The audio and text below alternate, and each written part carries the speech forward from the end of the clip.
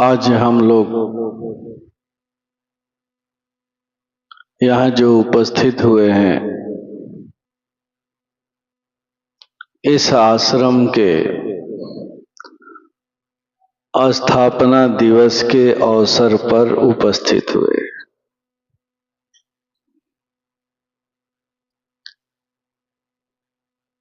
थोड़ा सा पहले हम चर्चा करेंगे कि स्थापना की शुरुआत कहाँ से हुई।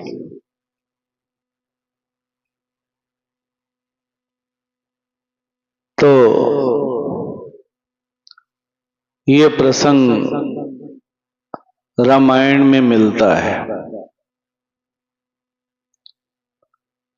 गुरु की स्थापना। भगवान राम जब लंका में जाने की तैयारी कर रहे थे तो समुद्र पार करने के पहले उन्होंने गुरु पूजन किया, शिव का पूजन किया और वहां उन्होंने भगवान शिव के लिंग की स्थापना की। इस पर तरह तरह की कथाएं आती हैं। कोई कहता है कि उस स्थापना में पुरोहित के रूप में रावण को आना पड़ा था। कोई कहता है कि विभीषण जी ने कराया था।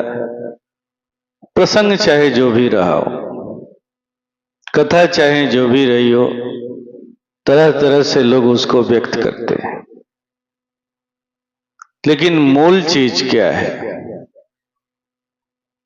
तो शिवलिंग की स्थापना, गुरु की स्थापना। और वो स्थापना किसने की? तो भगवान राम ने की। उनका पूजन किया और फिर वो युद्ध के लिए निकले। रावण से युद्ध करके विजयी हुए, मां सीता को लेकर के वापस आए। तो जो स्थापना की परंपरा है वहीं से शुरू होती। जब एक गुरु आपको दीक्षित करते हैं, आपके अंदर में गुरु मंत्र पिरोते हैं, तो सच्चाई ये है कि वो भी अपने आप को आपके हृदय में स्थापित करते हैं, स्थापित करते हैं। और ये स्थापना जब हम पूरी तरह से स्वीकार करते हैं तो हमारे अंदर जितने भी विकार हैं उन पर हम विजय प्राप्त करते हैं और इस तरह से हम अपने लक्ष्य के करीब होते चले जाते। लेकिन गुरु ने केवल स्थापना कर दिया, उससे ही बात नहीं बनने को है। रोज उसे जल और बेलपत्र चढ़ाना होगा, भाव का जल रोज चढ़ाना होगा, उसे उस पर अर्पित करना होगा, उसे सींचना होगा, तब जाकर के हमें सफलता प्राप्त हो। ठीक है कि गुरु ने हमारे अंदर में अपना धर्म बीज डाल दिया है, लेकिन वो धर्म बीज हमारे अंदर पुष्पित हो, पल्लवित हो, पोषित हो, उसके लिए हमें भी कुछ प्रयास करना है। हमें भी प्रयास करना। कहते हैं कि एक बार की बात है, राम कृष्ण परमहंस के सामने किसी ने उनके समाधि अवस्था की तस्वीर को ला करके रख दिया। जैसे ही उन्होंने अपनी तस्वीर देखा तो वो झुक करके प्रणाम करने लगे, विह्वल होने लगे, आंखों से अश्रुधारा निकलने लगी। तो वहीं पर एक शिष्य उन्हें देख रहा था। उसने पूछा कि क्या बात है, ऐसा तो मैंने आज तक कभी किसी को नहीं देखा कि वो अपनी ही तस्वीर को प्रणाम करे, अपनी ही तस्वीर देख करके भाव विह्वल हो जाए। तो परमहंस रामकृष्ण ने कहा कि ऐसा है कि मैं अपनी तस्वीर को देख करके नहीं प्रणाम कर रहा हूं। अगर प्रणाम कर रहा हूं तो हमारे अंदर में जो समाधि की अवस्था घटित हुई है, उस अवस्था को देख करके प्रणाम कर रहा हूं। जब उस शिष्य ने सुना तो वो भी परमहंस रामकृष्ण के शब्दों पर मंत्रमुग्ध हो गया और उसके अंदर में एक विचार चलने लगा कि काश हमारे अंदर भी ऐसी समाधि होती, हम भी इस समाधि के अवस्था को प्राप्त करते और बार बार वो परमहंस रामकृष्ण से निवेदन करने लगा, गुरुजी आप ही कोई उपाय बताइए ना, मुझे भी ऐसी समाधि कब लगेगी। तो कहते हैं कि परमहंस रामकृष्ण ने उपाय बताते हुए कहा कि गुरु का ध्यान करो, केवल अपने गुरु को देखो, किसी चीज को देखने की जरूरत नहीं है, केवल अपने गुरु को देखो, गुरु की याद में रहो, गुरु के ख्याल में जियो। ऐसा करके देखो, एक दिन तुम्हारी भी समाधि ऐसे ही लगेगी। और कहते हैं कि वो उस दिन के बाद ऐसा ही करने लगे और एक दिन उनकी भी अद्भुत समाधि लगी। जब समाधि लगी तो वो क्या देखते हैं, वो देखते हैं कि बहुत ही उच्च शिखर पर वो पहुंचे हुए हैं। एक बहुत ही बढ़िया सिंहासन लगा हुआ है, उस सिंहासन पर उनके गुरुजी बैठे हुए हैं और सारे ग्रह नक्षत्र जो हैं वो उनका चक्कर लगा रहे हैं, उनकी परिक्रमा कर रहे हैं। इतने में ब्रह्मा जी भी आ जाते हैं,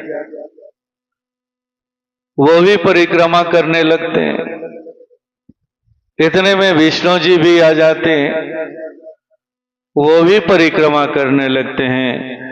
रही सही जो कसर बाकी थी भगवान शिव वो भी आ जाते हैं, वो भी उनकी परिक्रमा करने लगते हैं। आज उन्होंने अपने गुरु का एक अद्भुत रूप देखा और जब ध्यान टूटा, समाधि टूटी, तो दौड़े दौड़े परमहंस रामकृष्ण के पास जा पहुंचे और उन्होंने अपनी अनुभूति को बताया। परमहंस रामकृष्ण ने केवल इतना ही कहा कि आज मां काली ने तुम्हें सच्चाई से अवगत करा ही दिया,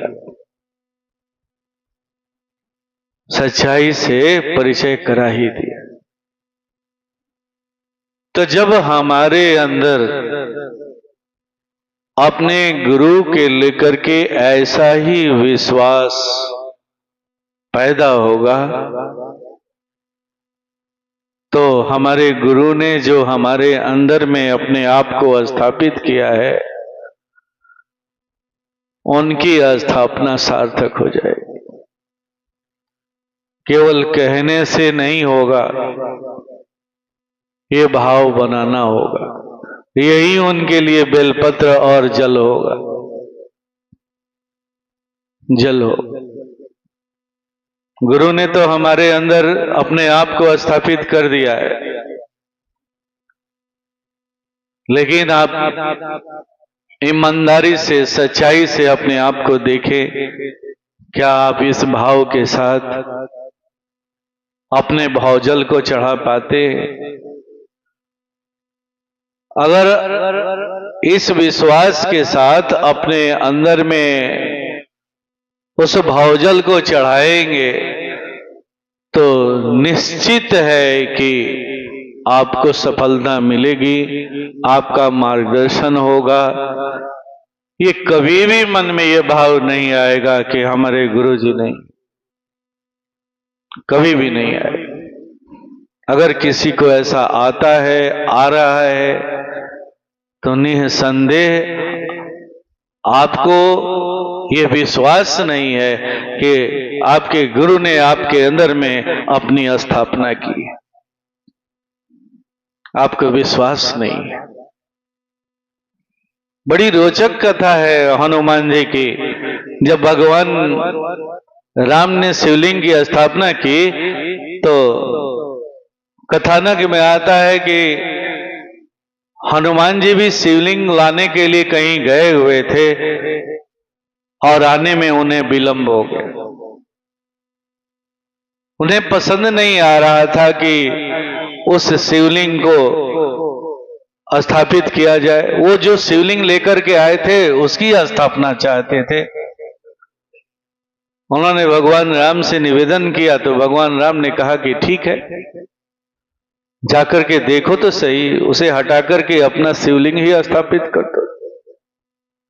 कहते हैं कि भगवान हनुमान जी पूरा जोर लगाते रह गए, थक गए, सारा बल का अहंकार चूर हो गया, लेकिन वो शिवलिंग वैसा ही का वैसा ही पड़ा रहा।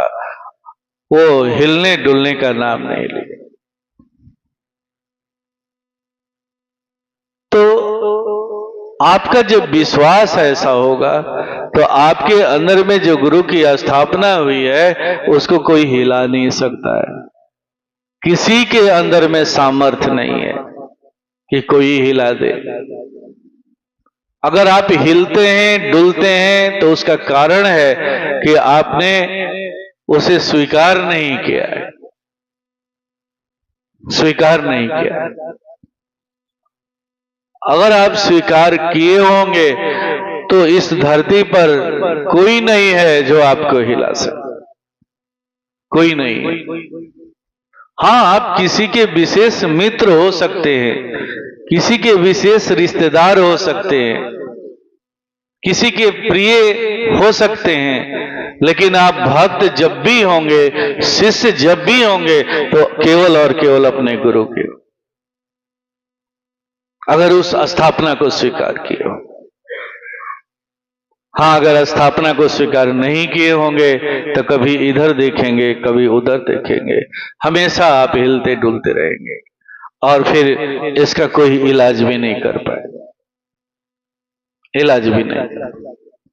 तो ये है स्थापना। जब एक गुरु आपके अंदर में अपने आप को स्थापना करता है, तो इसी दृढ़ता के साथ करता है, इसी मजबूती के साथ करता है। लेकिन हमारा भी कर्तव्य बनता है कि हम भी रोज उसे बेलपत्र और जल चढ़ाते रहें, जल चढ़ाते रहें, ऐसे विश्वास के साथ चल। यही है स्थापना। ऐसे महाप्रभु के दरबार में हम सब बैठे हुए हैं। आइए प्रभु से प्रार्थना करते हैं कि हे प्रभु,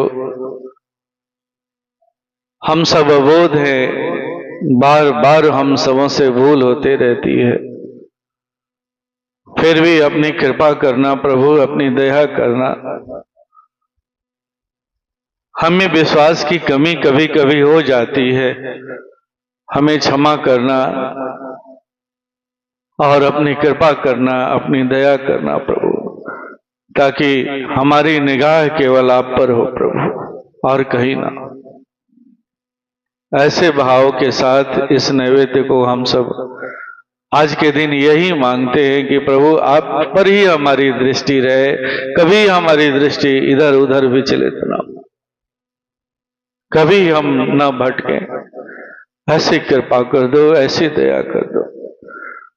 आइए इसी भाव के साथ इस नैवेद्य को हम अपने परम आराध्य प्रभु को अर्पित करें।